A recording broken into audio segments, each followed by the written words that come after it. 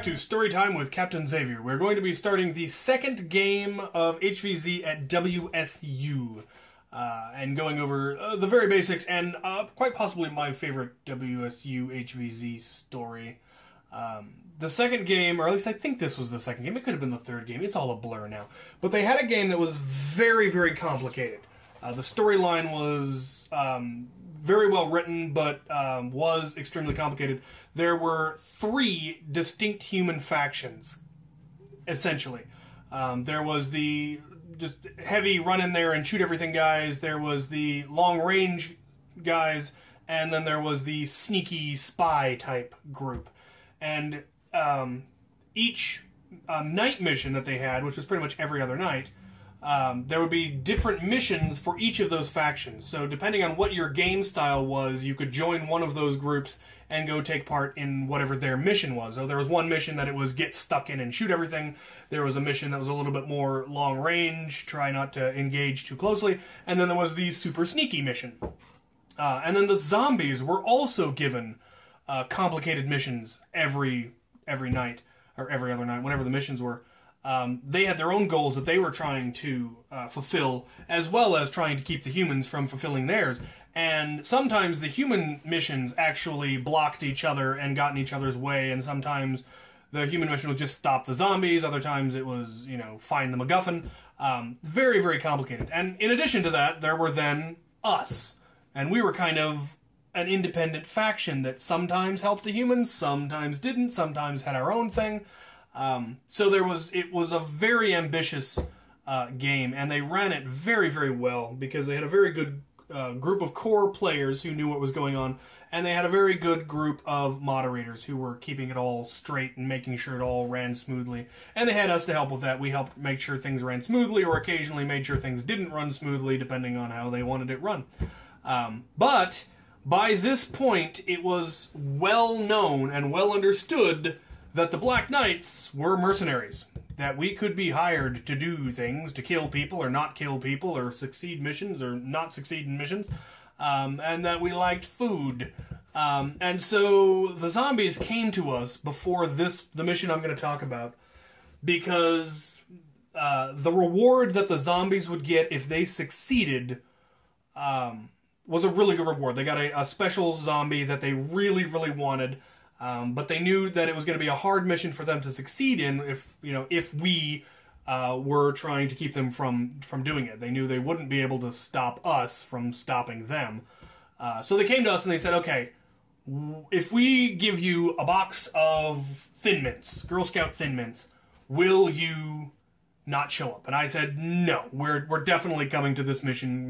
We're looking forward to it. We're going to have a lot of fun. They said, okay, for a box of Thin Mints, can we get you to bring fewer men than you normally would? And I said, no, you're not going to be able to bribe us to not have people there. I'm actually planning to bring more Black Knights than I've ever had before. I think we had almost a dozen Black Knights, which was a lot of Black Knights because we all had other things to do.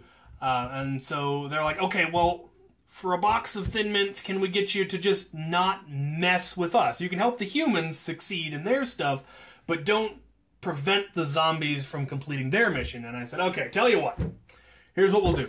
For 2 boxes of Thin Mints, we will find a location on campus, we will simply fortify that location as heavily as we can, and as long as you don't come mess with us, we won't come mess with you.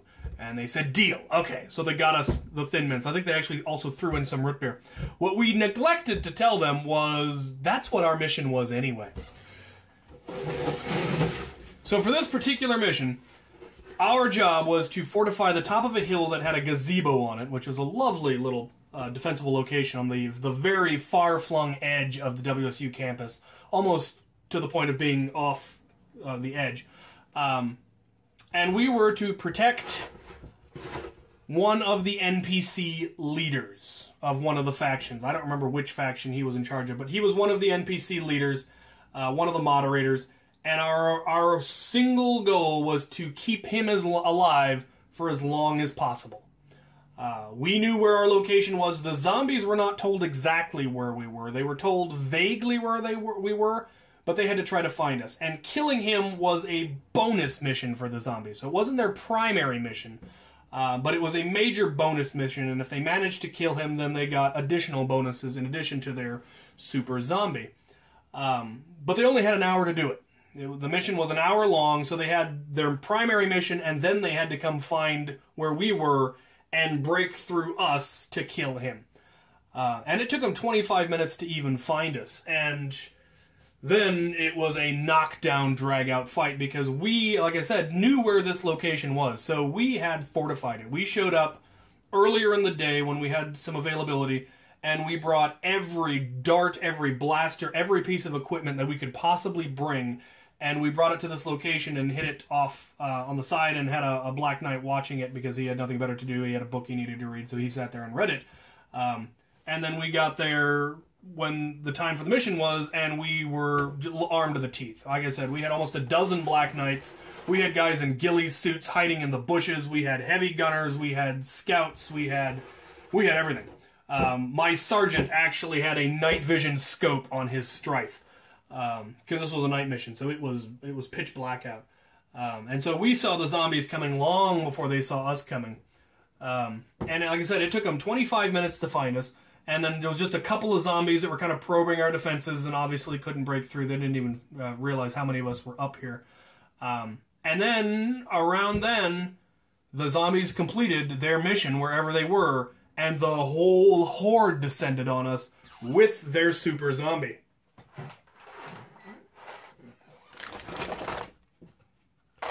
The super zombie, represented by this weird bug-looking thing, was what the moderators, or the game designers, chose to refer to as a hive mind.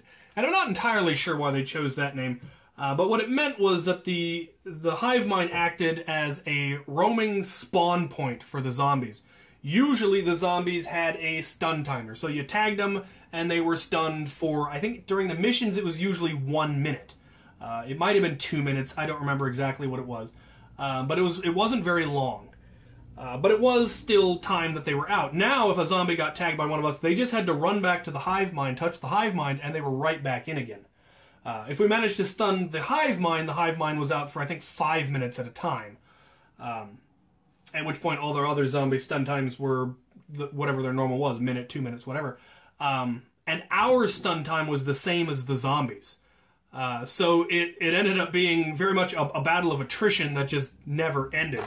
Because the entire horde was assembled at the bottom of the hill and coming up at us wave after wave after wave.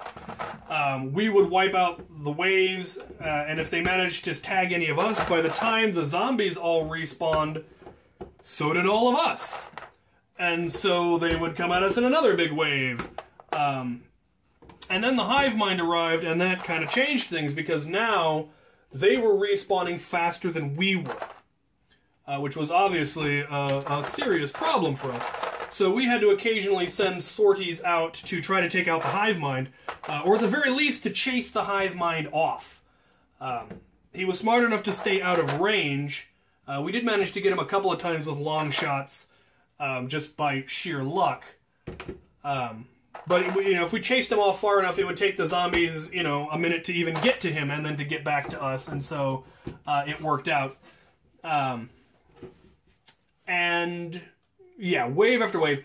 They found us at 25 minutes was when the horde hit us, and they finally broke through, and a zombie managed to tag the human, the NPC, with 1 second left on the clock. They were doing a 10-second countdown, and they got him at 1 second, which was absolutely perfect. Because we didn't want to win, because we can't win. We're NPCs. We obviously can't actually win. And he was an NPC too, so the goal was not to keep them from killing him. The goal was to make them work for it. And they did. I mean, they came at us constantly, and their tactics evolved. They tried coming at us, hitting us all at one block in one location. When that didn't work, they tried hitting us from all sides, and when that didn't work, they tried hitting us with a fairly large block from one side, and then tried to hit us from a smaller block from another side. And it was just back and forth and back and forth and back and forth. And what finally really determined it was that we started running low on ammunition. Because there were dozens and dozens of zombies that we had to shoot dozens of times each. And so we very quickly started running out of ammunition, and we were down to 6-round magazines and trying to find darts in the dark, which was, of course, the big problem, is we couldn't really reload because we never had enough time. I mean, a minute goes by real quick. So we'd have that little lull where we would go back to our ammo dumps and, you know, grab as many 6-round magazines as we could because that's all we had left. We'd burned through all of our 18s. We'd burned through our belts. And they didn't allow melee weapons, so it was it was a heck of a slog. But they broke through, and they got him, and it was absolutely perfect because the zombies had an absolute blast. We put out over 1,000 rounds on that hill that night. And we had an absolute blast, and then we, you know, had to try to find darts in the dark, and we came back the next day and found even more. But this was the type of mission that they ran in those games that was just so well written, and so, I mean, they chose such wonderful locations and wonderful scenarios and made it really, really challenging, and definitely used us to our full potential. And this one was a lot of fun. The poor guy that was in the ghillie suit got left there for almost the entire mission. Because I told him to let him get past him, and then he finally came back and hit him from behind at a crucial point. They almost got him earlier, but the guy in the ghillie suit finally came up and hit him from behind and wiped him out, and then they had to scatter. And my lieutenant led at least one, if not two, successful sorties to either take out or chase off the hive mind. And it was just an excellent opportunity, and just so much fun, and everybody had a blast. No idea what happened to the humans during all of this. And we finally did come clean about the fact that this was our mission all along at the end. And they said they had so much fun they gave us the Thin Mints and the bonus root beer anyway. They thought it was hilarious that we had suckered them that way. And they continued to hire us even, I mean, onward. There's like, the zombies would come to us and say, there's this one really good human that we want taken out. If you could just help with that or not help him or what have you, or the humans would come to us and say, there's a group of zombies over here that are giving us heck. If you could just keep them busy all day long, we'll bring you some food. So it was a lot of fun. I really enjoyed playing at WSU. And I still play Nerf with a lot of those guys. Lance Alderson and Stephen Horder and Andrew, a couple of others, now live over on the west side. So they come to our Nerf wars, and so I still get to see those guys. Don't get to see a lot of my men much anymore because they're all still in Idaho and Eastern Washington. But this was a lot of fun. I don't actually remember how this particular game ended. It all started to blur. I think the next story I will tell will be one of our last stands. There were 2 good last stands that I remember from WSU. So I will go into those.